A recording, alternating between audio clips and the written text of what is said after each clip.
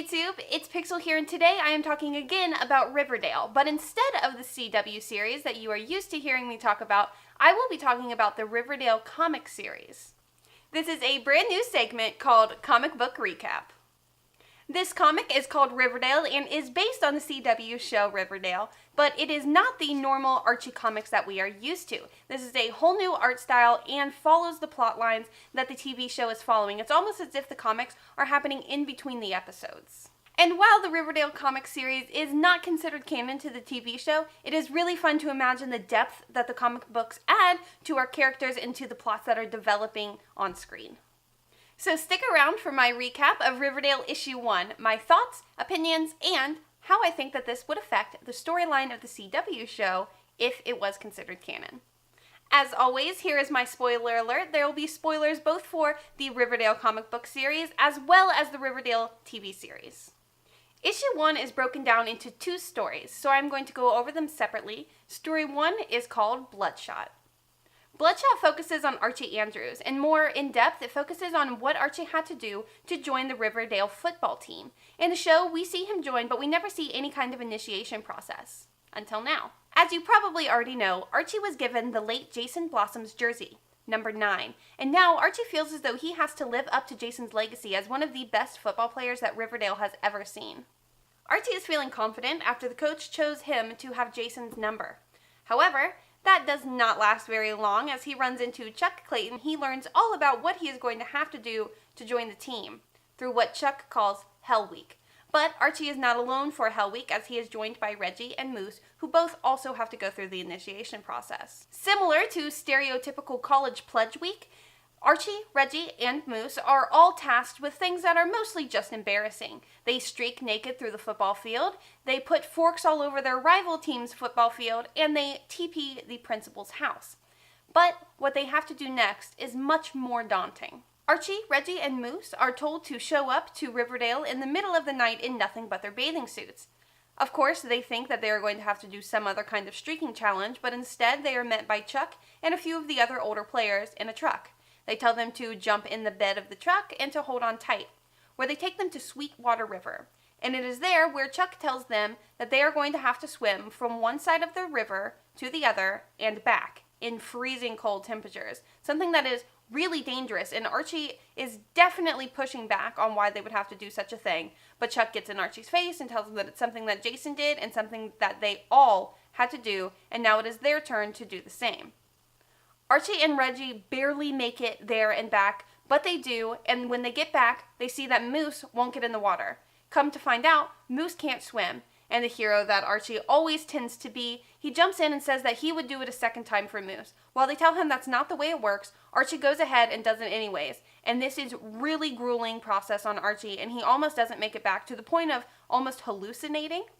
When he makes it back over, Chuck gets in his face, but the team agrees that that counts for Moose, and Archie saved the day. So Archie and his friends survive Hell Week, but he seems to not be able to shake the feeling that the rest of the football team is out for him. And more than that, he states that he feels like a dead man walking. Now, the second story is called Bring It On, and it focuses mostly on Betty and Cheryl. The story starts with us seeing how sad Cheryl is to have lost Jason, but she is focusing all of her energy on the Riverdale Vixens because she considers it the only thing that she has left. It is made known that Cheryl gets to pick and choose who joins the Riverdale Vixens, and that she let Betty Cooper join, but only so that she could torture her and force her to quit the team because she did not want another Cooper girl on the Vixens. Betty, however, is very determined to stay on the Vixens despite all of the tasks that Cheryl is doling out to her. Cheryl comes to Betty and tells her that there are 3 tests she is going to have to do. Basically, Betty is going to have to go through her own Hell Week, but it does not appear that any of the other girls are going to have to go through the same tasks. The first task is one to make Betty quit. Cheryl goes to Betty and says that she must wear a Riverdale Vixens outfit, but one that Cheryl has specifically picked out for her, and it is scandalous.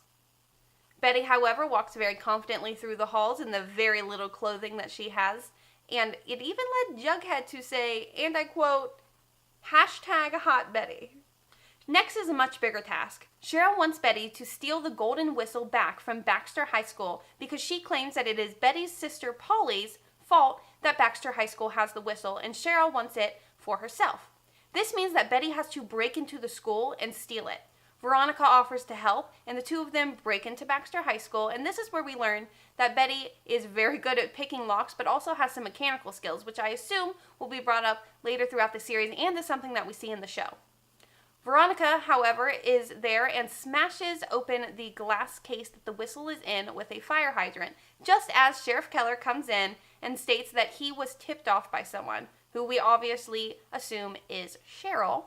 However, Betty does keep the golden whistle and gives it to Cheryl at school the next day. Despite how mad Cheryl is, she has one last task for Betty. She knows that since a child, Betty was afraid of heights, and that all happened at a park ride that Betty did not want to get on.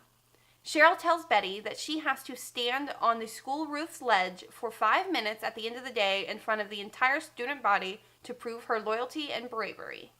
As the students hover around Cheryl, waiting to see if Betty shows up, Betty and Veronica both appear on the roof. Because Betty says that what Cheryl doesn't know is that she overcame her fear of heights as a child because Polly held her hand on that ride the entire time. And this time, Veronica would hold her hand on that ledge the entire time. What they did was show Cheryl that they were a united front and that they would not let her push them around. All that did for Cheryl, though, is that she is going to try much harder to ruin the girls' lives. That was the end of this issue, and let me tell you, I am really excited about this series. I think that it adds a ton of depth to the characters and what they're experiencing, as we only get so much in the show. It does show a lot more of how hard it was for Betty to join the Vixens, and at the beginning of the show in season 1, Cheryl and Betty had a lot of hostility, and I hope that the comics will start to show them growing closer as the TV show did, and maybe give us a little more background into how that happened.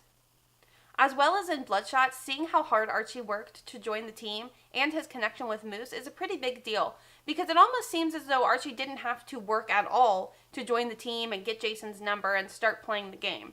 This, though, shows all of the dedication and hard work he put into it, and the reason why it is so hard for him to leave the team, and why the team is so important to him.